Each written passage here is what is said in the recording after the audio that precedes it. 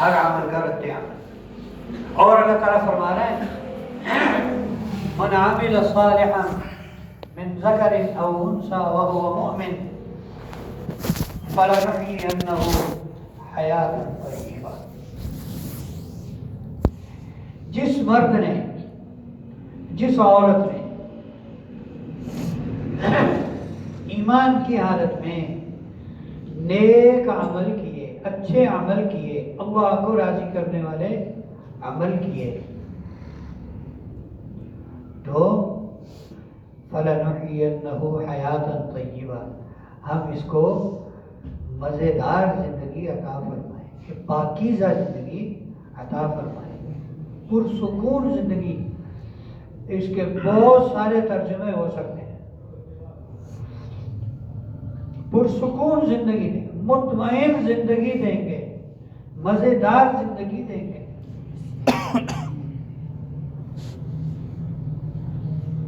مزیدار زندگی کا یہ مطلب نہیں ہے کہ اللہ کی طرف سے کوئی ناگوار بات پیش نہ آئے. یہ ایک بات سمجھ لیں. دیکھیں 3 جگہ ہیں جہاں انسان کو رہنا ہے. ایک جگہ ہے جنت. جنت کے اندر راحت ہی راحت ہے، جنت کے اندر مزے ہی مزے، اطمینان ہی اطمینان، سکون سکون، چین چین. یہاں تک کہ اللہ تعالیٰ فرما رہے ہیں لا يسمعون فيها لغوا ولا تأثیما، وہاں پر کوئی ناگوار بات بھی اس کے کان میں نہیں پہنچے گی. اتنی بھی تکلیف نہیں ہوگی، اتنی بھی تکلیف نہیں ہوگی. ایک جگہ ہے رہنے کی جہنم. اللہ تعالیٰ ہم سب کی اس سے حفاظت فرمائے. ایک جگہ رہنے کی جہنم ہے، وہاں پر تکلیف ہی تکلیف ہے. تکلیف تکلیف، ناگواری ناگواری تکلیف اور ناگواری لفظ چھوٹا ہے. وہاں پر جو ہوگا پتہ نہیں وہ کیا کیا مصیبت ہوگی. وہاں پر قرآن پاک میں اللہ تعالیٰ فرما رہے ہیں کہ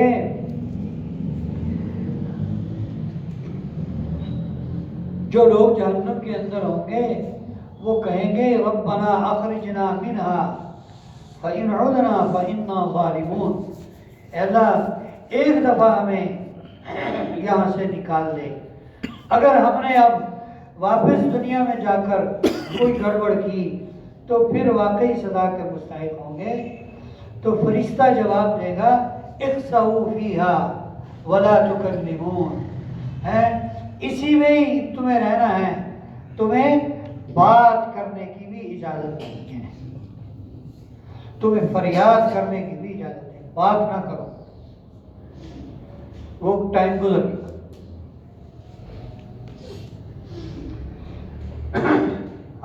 فَاتَّخَذْتُمُوهُمْ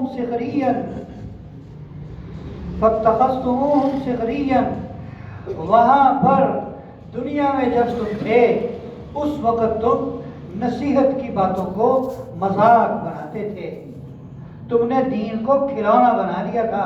یہ تو ایسے ہی مولوی کہتے ہی رہتے ہیں، یہ تو ان کا کام ہی یہی ہے، یہ بھی کام نہ کرو، یہ بھی کام نہ کرو، یہ بھی کام نہ کرو، یہ بھی کام نہ کرو، یہ تو بس ایسے ہی ہیں.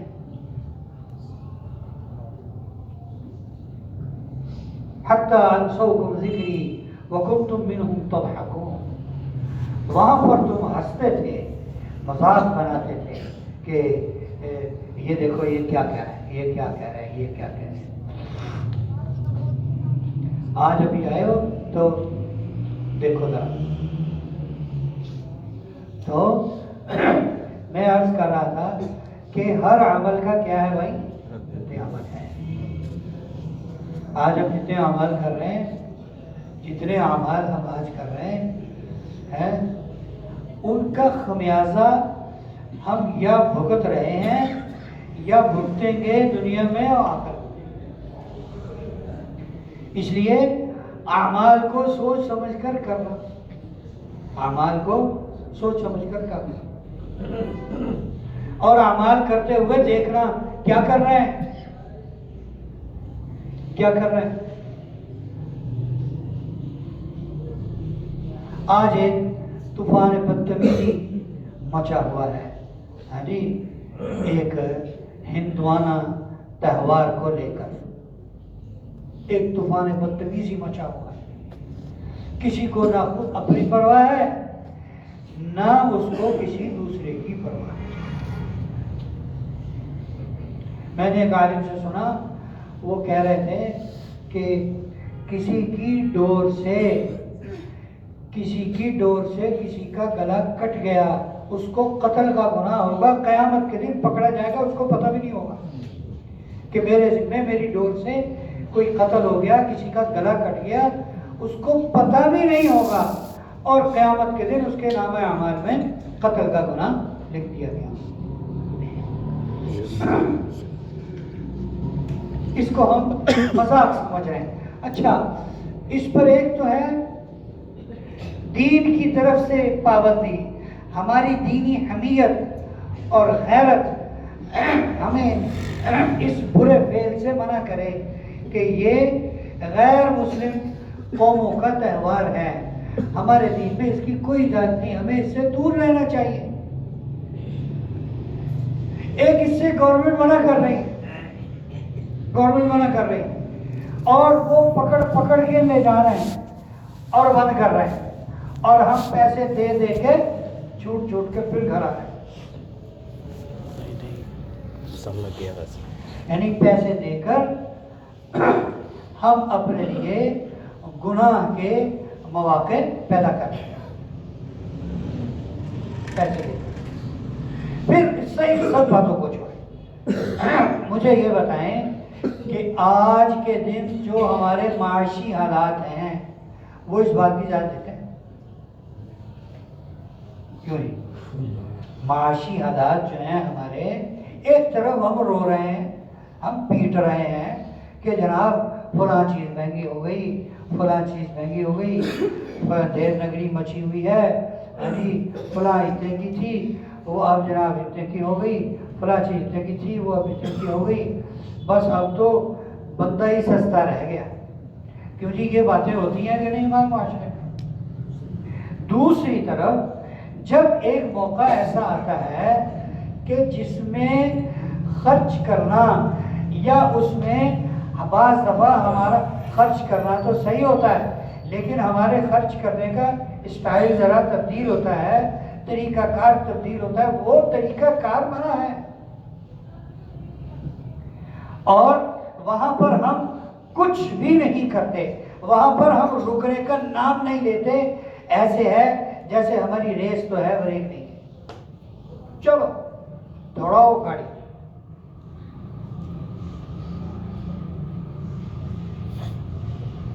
میں اپنے آفس میں فائلیں چیک کر رہا تھا، کس پارٹی نے کتنے پیسے دینے، تو ایک پارٹی کا دیکھا 4 مہینے پہلے کا بل تھا، میں نے کہا یار یہ بل کیوں نہیں کلیئر ہوا؟ کہہ رہے جی صاحب کی شادی ہوئی تھی اور 1 مہینہ پہلے پیسے دینے سب کو بند کر دیے۔ ہمارا ایک آدمی کہنے لگا کہ وہ مجھے کہنے لگا لڑکا کہ میرا نا 40 لاکھ روپیہ بیاہ دلا گیا، 40 لاکھ شادی پر لگا کے ساری دنیا کو 4 مہینے سے عذاب میں مبتلا کیا ہوا ہے، پیسے نہیں دے رہے، اور دکان کا بیڑا غرق ہو رہا ہے، دکان کا بیڑا غرق ہو رہا ہے، کاروبار کا بیڑا غرق ہو رہا ہے۔ اللہ اور اس کے رسول نے ہمیں جو سادگی کا درس دیا ہے، یار سستے میں کام کر لو، نہیں اس طرف نہیں آنا۔ ہم نے اپنی ناک رکھتے رکھتے اپنی ساری ہڈیاں توڑوا لینی، ٹانگیں بھی توڑوا لینی، بازو بھی توڑوا لینے، کمر بھی توڑوا لینی، سب کچھ ہم نے اپنا ختم کر دینا۔ شادی ذرا ہو، میری شادی میں 15 سے 16 آئٹمیں، 15 سے 20 آئٹمیں تھی کھانے کی، اور دیکھا یہ گیا ہے کہ شادیوں کی تقریبات میں جتنی زیادہ آئٹمیں ہوں گی اتنی زیادہ رزق کا ضیاع ہوتا ہے، اس کو ہم فخر سمجھتے ہیں۔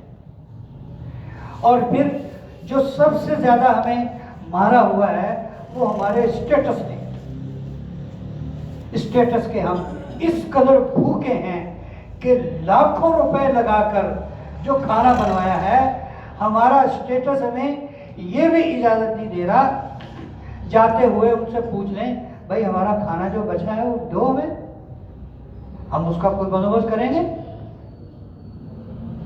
اور آپ میں سے ہر آدمی اس بات کا گواہ ہے، اگر میں غلط کہہ رہا ہوں تو آپ کا مجھے میری اصلاح کرنا فرض ہے۔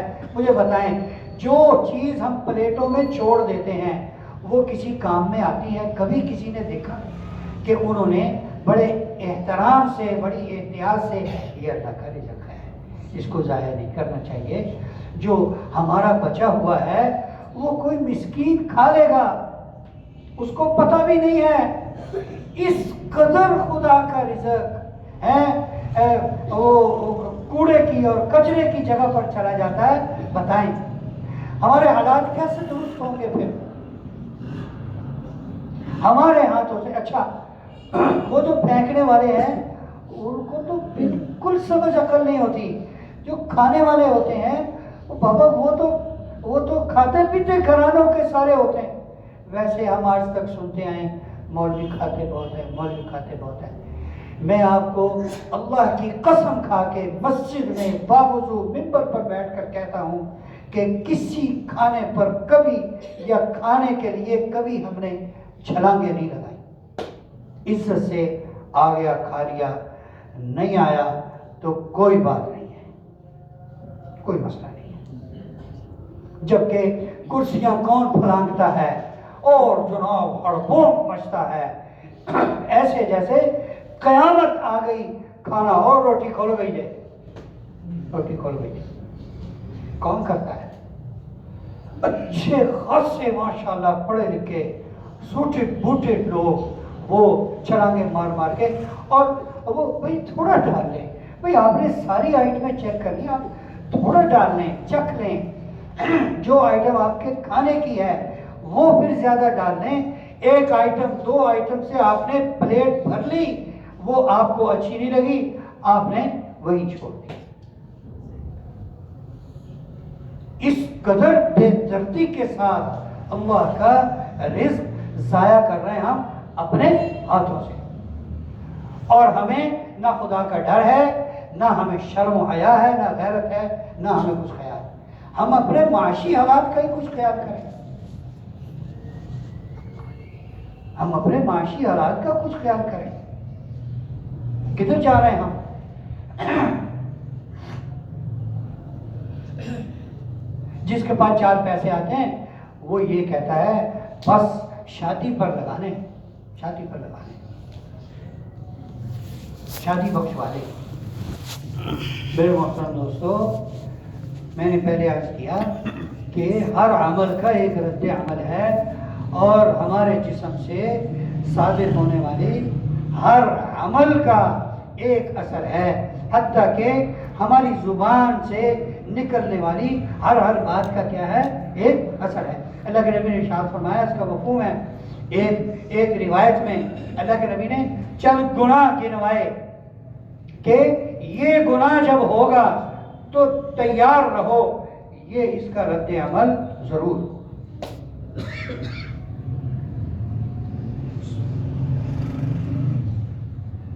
فرمایا کہ جس قوم میں عہد شکنی ہوتی ہے، عہد شکنی، وعدے پورے نہیں کر رہے، معاہدے پورے نہیں کر رہے، کمٹمنٹ پر پورے نہیں اتر رہے ہیں، اللہ پاک، اللہ کے نبی نے فرمایا اس قوم کے دشمن اس پر مسلط ہو جائیں گے اور ان پر غالب آ جائیں گے، اور ان کی ساری عزت ہے، ساری آبرو ملیا میٹ کر کے رکھیں۔ دیکھ لیں ایسا ہو رہا ہے کہ نہیں ہو رہا۔ اور ایک بات فرمائی اللہ کے نبی نے کہ جو قوم غیر اللہ کے فیصلوں پر فیصلہ کرے، مسلمانوں کا جو طبقہ اللہ کے غیر کے قانون پر فیصلہ کرے گا، اللہ پاک اس قوم کو فقر اور احتیاج میں مبتلا کرنے، ان کی ضرورت پوری ہوگی نہیں، کسی نہ کسی معاملے میں ان کو تنگی رہے گی۔ اگلی بات سنیں، وہ تو سب نے سر کی آنکھوں سے دیکھی ابھی کہ جس قوم میں بے پردگی، بے حیائی اور زنا عام ہوگا، اس قوم کے اندر وبائی امراض، لا علاج امراض اور متعدی امراض پھیل جائیں گے۔ میں نے پہلے بھی ایک دو دفعہ ڈرتے ڈرتے یہ بات آپ سے عرض کی کہ یہ جو وبا کا شور مچا ہوا ہے، اس سے پہلے ایک اور مصیبت آئی تھی، میرا جسم میری مرضی۔ اس کے بعد پھر اللہ تعالیٰ نے یہ حالات بھیجے کہ نہ جسم تمہارا نہ مرضی تمہاری، جسم بھی تمہارا میرا اور تمہارے جسم پر مرضی بھی میری۔ یہ اللہ تعالیٰ نے پھر دکھا دیا، لو کوئی کام کر کے دکھاؤ، تمہاری زندگی اجیرن نہ کر دی۔ پھر کیسے حالات میں اللہ تعالیٰ نے ہمیں ڈالا، اور کوئی پتہ نہیں کس وقت ایک مخصوص طبقہ وہ شور شروع کر دے، corona corona corona corona corona corona. اب تو کرونا کے بچے بھی آ رہے ہیں، آنے والے بچے کہہ رہے ہیں باپ سے بڑے، آنے والے بچے کہہ رہے ہیں باپ سے بڑے۔ اور آپ نے فرمایا اس کا مفہوم ہے کہ جو قوم زکوٰۃ نہیں دیتی، اللہ تعالیٰ ضرورت پر ان کو بارشیں نہیں دیتے۔ ضرورت پر کیا ہے؟ بارشیں نہیں ہوتی۔ ہمارے ساتھ ایسے ہو رہا ہے کہ نہیں ہو رہا؟ جب بارش ہوتی ہے ضرورت ہوتی ہے، جب بارش ہوتی نہیں ہے، جب ضرورت نہیں ہوتی اس وقت بارشیں ہو رہی۔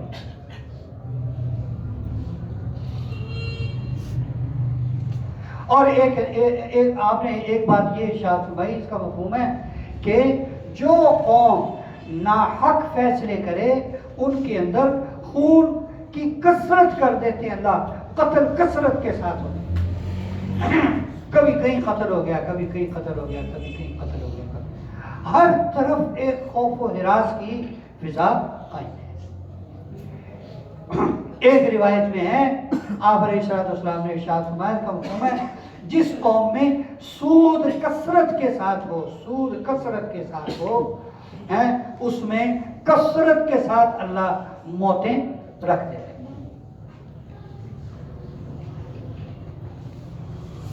تو میرے محترم دوستو، ہمارے جسم سے نکلا ہوا عمل ایسے نہیں ہے کہ وہ ایک بیکار چیز ہے، اس کا اثر انفرادی بھی ہے، اجتماعی بھی ہے۔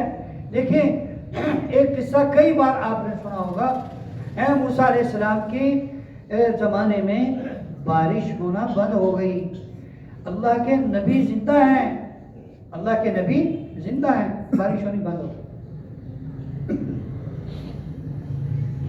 موسیٰ علیہ السلام ساری قوم کو لے کر نکلے ہیں دعا کرنے کے لیے کہ اللہ تعالیٰ رحم و کرم فرمائے اور بارش ہو جائے۔ تو اللہ تعالیٰ نے وہی فرمائی کہ آپ کی قوم میں ایک چغل خور ہے، وہ جب تک نہیں نکلے گا جب تک بارش نہیں ہوگی۔ اب چغل خوری وہ گناہ ہے جس کو ہم گناہ سمجھتے ہی نہیں، ادھر کی بات ادھر، ادھر کی بات ادھر، دونوں کو لڑوا دیا۔ اللہ کے نبی کیا فرما رہے ہیں؟ صلح کے لیے دو آدمیوں میں، دو بھائیوں میں، دو فریقوں میں، دو خاندانوں میں، دو گھروں میں، دو گروپوں میں صلح کروانے کے لیے جھوٹ تک بولنے کو حلال کیا گیا، اور ہم جھوٹ بول بول کر چغل خوری کر کر کے دونوں میں کیا کرا رہے ہیں؟ لڑائی کروا رہے ہیں۔ کہا تمہاری قوم میں چغل خور ہے۔ موسیٰ علیہ السلام نے سب کو کہا، او بھائی جو مہربانی ہے نکل جاؤ یار، ایک کی وجہ سے سب کا بیڑا غرق ہو رہا ہے، اور نکلو تو کوئی بارش ہو۔ تو اس کو تو پتا تھا کہ یہ بری لعنت میرے اندر ہے، تو وہ بڑا اس کا دل خراب ہوا کہ یار میں اتنا منحوس ہو گیا ہوں کہ میری نحوست سے سارے ہی بارش سے، اللہ کی رحمت سے محروم ہے۔ تو وہ لگا وہیں معافی مانگنے، توبہ کرنے لگا ہیں۔ تو دیکھتے ہی دیکھتے بادل آئے اور بارش برسنی شروع ہوئی۔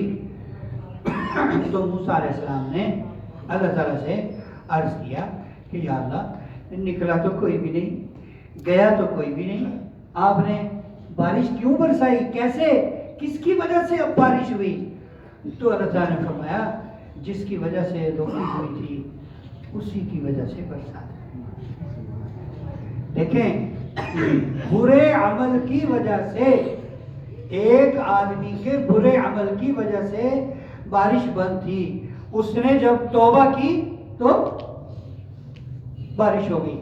اب ایک بزرگ یہ کہتے ہیں، بعضی روایات میں یہ آتا ہے، اللہ تعالیٰ کم بیشی معاف فرمائے، کہ مسلمانوں کی توبہ سے پھلوں میں مٹھاس پڑتی ہے۔ توبہ جتنی کم ہو پھلوں سے اتنی مٹھاس کم ہوتی ہے۔